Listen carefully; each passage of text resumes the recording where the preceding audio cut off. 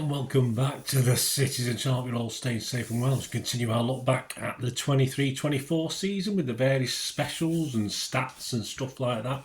And today we've got this, yes, the Manchester Evening News look at the season.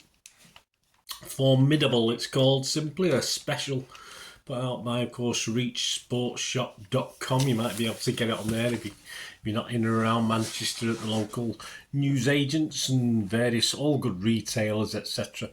I got mine from Asda. Even bad retailers. So there you go. I do work. that's me gone. That's me sacked. Yes, even Asda. So not just good outlets, but there you go. Yeah, is it worth it? It's always nice as a memory of the season, isn't it? £3.50 for a 48-page special, which obviously, if you get the evening news on a regular basis like I do, obviously some match reports and stuff in it you've probably seen before, but it's just a nice summary. It's just a nice memory of the season and a successful season. Perhaps not quite as good as last season, but hey, can't have everything, can we? It's sort of subtitled, it's a special edition marking City's historic 23-24 campaign and Premier League title, World Champions and Super Cup winners. It seems that long ago, we forget, don't we? So we're going to have a look, a little I didn't know that special like I do with the programmes and other specials we've had. Any sort of oddities and facts that I could dig up in it. And just a little piece on the youth team as well, the Youth Cup winners. So stick with me for that. I don't really touch upon that much, but it's all about motivation, and we're going to have motivation for next season, aren't we? So there's a couple of things that work for the first team that they also try for the youth team. So I'll have a piece by Joe Bray, so we'll have a read of that before we go anyway. So let's have a look inside this one. Right, the sign, yes, we all know that famous sign, of course, in the boot room that famously reads, or read, and they've altered it since, of course, no team has ever won 4 consecutive Premier League titles yet, and obviously that's now been altered, as we all know. But that first appeared, yes, it's just interesting when it first appeared, after the October international break. The players returned to be greeted by the sign. We'd lost 2 games, of course, on the trot at Wolves and Arsenal. Before going on that international break, so it wasn't the greatest time after that perfect 6 out of 6 winning start, of course, in the Premier League.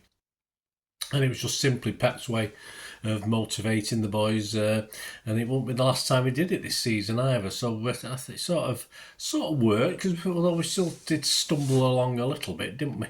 As far as being the first team to win 4 in a row, of course you probably know this anyway, but the other 3 Peters were Huddersfield, 3 Peters, not 3 them named Peters, 3 Peters were Huddersfield, of course, in the 20s, starting with the 23-24 season. They won it 3 seasons on the trot. Arsenal, of course, with half of the Huddersfield team they nicked, started in 32-33, their 3 beat. Of course, a bit more modern times, and the first one I remember, of course, Liverpool, 81-82 onwards. And yes, United, I suppose this is something we could aim for in a way. It's something I've not heard any United fans bragging about it. Of course, they've done the 3-peat twice, haven't they? The 98-99 season onwards, and then 06-07 season onwards. So, yeah, surprised that had a go at us for that as well, being on about second man on the moon and all this sort of thing. Of course, the journey to City's own 4-peat began back on the 21st of September 2020. Do you remember what was the game? Well, it's not a quiz, this, it's just a bit of fun. Yeah, it was a first goal we scored towards that feat was a KDB penalty in a 3-1 away win at Wolverhampton Wanderers. Were you there that day? Yeah, not a bad win, that one, I remember rightly now. Then we got stuffed at home by Leicester in the next game, 5-2. So, there you go, typical City. Of course, we lifted the European Super Cup over Sevilla in August. And if you look back at the ratings on that day as well, 5 of our starting 11 in the Manchester Evening News only rated 5 out of 10. So yeah, we did get off to a sluggish start in that one, didn't we? Walker, Akanji, Aki, Gvardiol and Haaland all rated 5 out of 10. Interestingly enough, in the penalty shootout, I didn't see this at the time, he probably said it, but of course Walker's penalty wasn't the greatest, was it? Just sort of snuck under the keeper. And he said his only reason, of course, you've got to have confidence to step up to take a penalty, but apparently his only reason he wasn't confident, it was the fact that he was a captain. He felt obliged. Never feel obliged, Kyle. Don't worry about it, mate.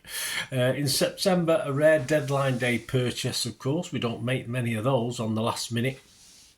And despite being third choice, yes, Paqueta behind Paqueta and Easy, who was also considered at the time, of course, Paqueta, because of other reasons, was dropped from the ideas. Of course, he made the switch from Wolves was Nunes, of course. We don't make many of these deadline day ones, but of course he did go on strike to push that move through. We'll come back to Nunes later on in a wonderful image that I think tickled my fancy as well.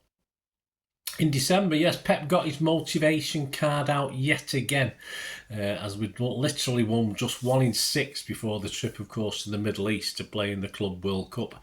And Pep insisted that the 4 trophies we currently held then were displayed at the entrance to the training ground, so the players saw them as he walked in.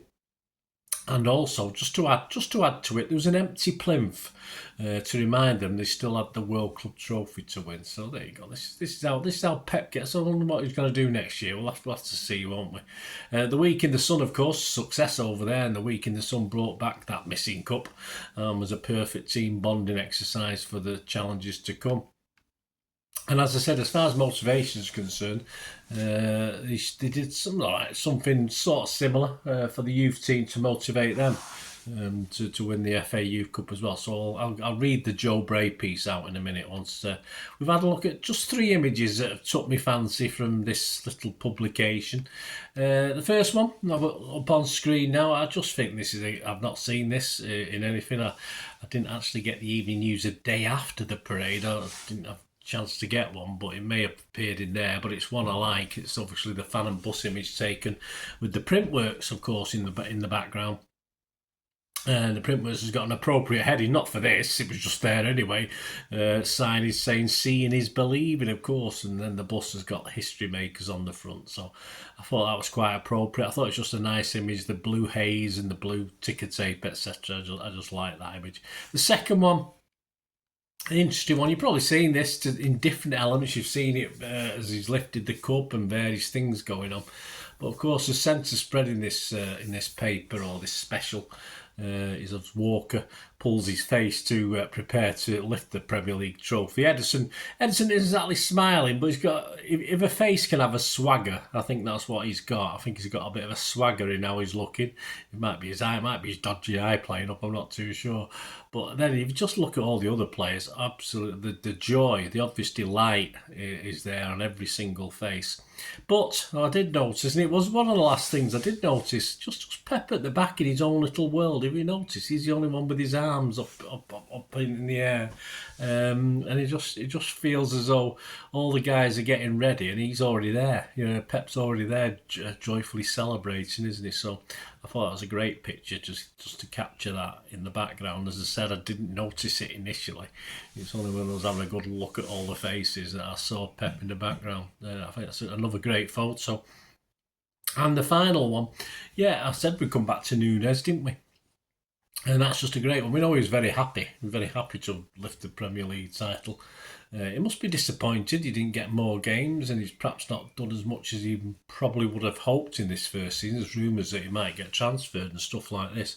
But I think the sheer joy, which I think we saw generally, I think that just captures it in that image as he lifts the cup himself. Absolutely fantastic. The joy, I mean, you can't take that away from someone, can you? And as I say, even though he's perhaps not played as much as he'd like to and featured as much as he'd like to, the joy is just there to be seen. Right, let's have a look at this before we go. This youth team thing. It's called Blue Legacy. It's under the title, of course, written by Joe Bray. A picture there of celebrating the Youth Cup final victory 4-0 over Leeds. My lad went to that one. Said it was all right, but at the end it took ages to get the trophy sorted out. You know, it's like half an hour. Just get him on the pitch and get the trophy done. Anyway, let's have a look at what Joe Bray had to say. At full time, it's clear to see why City were clear favourites to win the FA Cup this season. They had dispatched Leeds 4-0 with a clinical second half display to become just the fourth blue side to lift the prestigious trophy.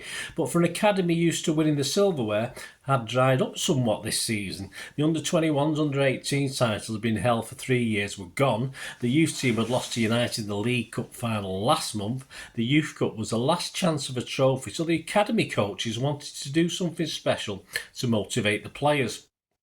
After some thought, City staff compiled a video to show the squad what the Youth Cup was all about, its history, the past City teams who have won it, and the world-class players of other clubs who began their careers by lifting the same trophy they were so close to. It really motivated us to go out there and win the game and win it comfortably as well, reflected defender Cian Noble, architect of the second goal in the final and the sister of the third. I came out of the meeting proper pumped up for it, said goal scorer Jaden Heskey. It kind of touched my heart, reflected captain Jamai Simpson-Pusey. It showed the class of 92, the old City teams in the 80s that won it, and all the players that were there gone. The players have gone on to, Heskey continued. Some players who have played in the Youth Cup are in the Champions League now, like Jadon Sancho, Felix Nemetja, Brahim Diaz. There was good motivation to have before the game, just to try and get yourself in history again. Head coach Ben Wilkinson explained the thinking. I was to create a bit of connection, I think, he says. When I grew up, I was clear on the FA Youth Cup and the past winners and what was attached to the competition. More than anything else, it was to show the guys what an important competition it is. There was a focus on our last team that won the competition, which was 4 years ago, and where they are now. It was an outstanding team, and some of the players are doing outstanding things. It was to show the lads this can be a springboard to go on and achieve what they want to achieve. That class of 2020 featured Cole Palmer, Tommy Doyle, James McAtee, Morgan Rogers, Liam Delap and Oscar Bob. While United's class of 92 were used to justify motivation, the City players took more from seeing their former colleagues win the Youth Cup and quickly show their skills at the highest level. Noble said, "We were just trying to emulate them, the likes of Cole Palmer, Tommy Doyle, Taylor Harwood, Bellis, who won it a few years ago. So we were trying to be like them and trying to make our own way in the professional game." As the jubilant players lined up to speak to the media in the Etihad Stadium dugouts, the magnitude of their achievements sinking in, and not just because half a dozen microphones were shoved in their faces. Simpson-Pusey was almost literally lost for words. Heskey was clutching his medal tight. Justin Abouad duo recalled last season's heartbreaking exit to Arsenal in the semis as motivation to make amends this season. Yorkshireman Noble couldn't get the grin off his face, insisting there was no hard feelings over Stephen Mafuni helping his goal-bound header over the line.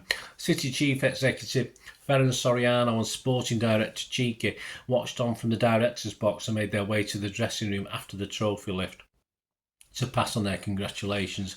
With the men's first team in London to face Fulham, City women captain Steph Horton represented the club's senior players alongside them. Simpson-Pusey, who became just the fourth player to lift the Youth Cup for City as captain, revealed how he had only discovered he would wear the armband when he arrived at the Etihad before the game. "I know I wouldn't have been captain if Lykyle Samuel was fit, but to have that, it was an extra confidence boost. I'm really grateful. When I walked into the changing room and I saw the captain's armband on my shirt, I was shocked, but it gave me confidence." Sam was one of almost a dozen track-suited youth team players unavailable through injury, 3 on crutches. That didn't stop Jacob Wright jumping around on one leg with one crutch in the air to celebrate. However, there was also a feeling that this could be the pinnacle of some players' youth careers at City. Some might go out on loan, some might be in the EDS, some might threaten the first team, Wilkinson reflected.